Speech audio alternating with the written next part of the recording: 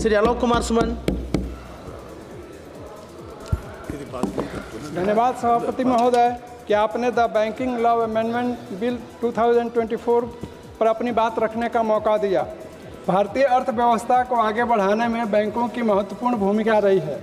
सरकार ने समय समय पर सुधार कर बैंकिंग सिस्टम को बेहतरीन बनाने की प्रयास करते रही है।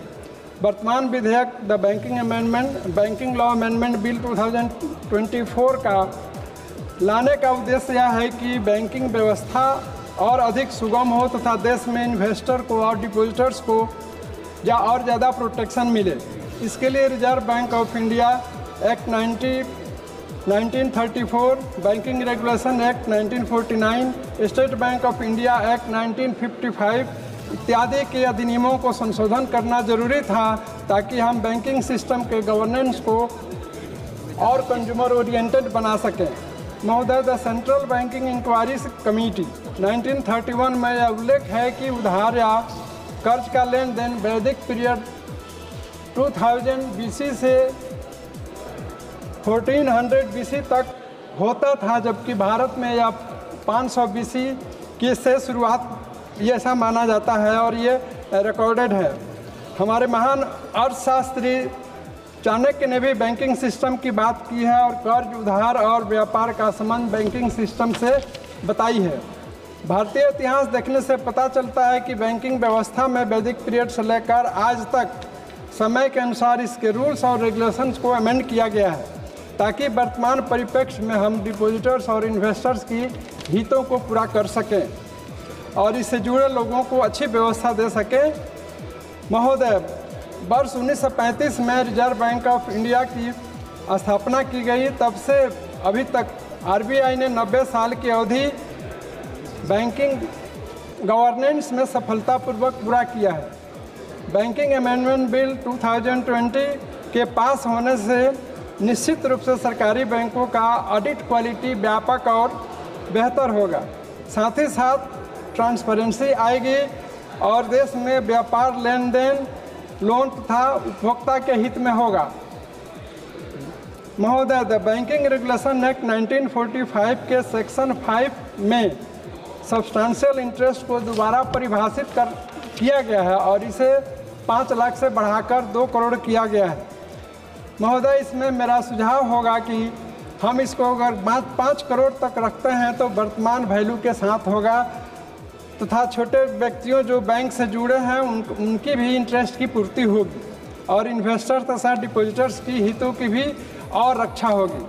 महोदय, द बैंकिंग रेगुलेशन एक्ट के सेक्शन 10A के सब सेक्शन 2A में भी अमेंडमेंट किया गया है ताकि कोऑपरेटिव बैंक्स के डायरेक्टर्स का टेन्योर 8 साल से बढ़ाकर 10 साल हो और यह संशोधन 19th अमेंडमेंट संविधान के 19th अमेंडमेंट 2011 के समरूप हो।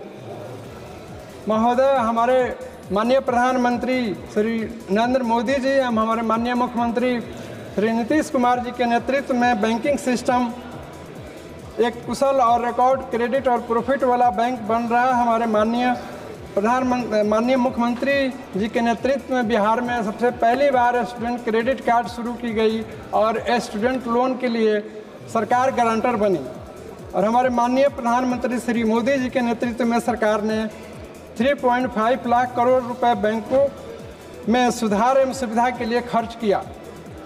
महोदय, यह कुशल नेतृत्व का ही प्रभाव है कि वर्ष 2018 में जो नॉन परफॉर्मिंग एसेट 11.25% था, जो 2023 में इसमें 3% की कमी आई।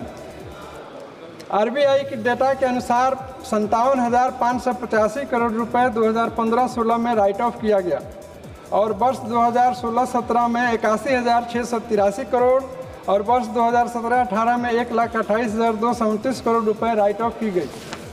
महोदय, इस विधेयक पर अपनी बात रखते हुए मैं कुछ और सुझाव देना चाहता हूँ। Sir, 1 minute please conclude. सब खत्म हो गया।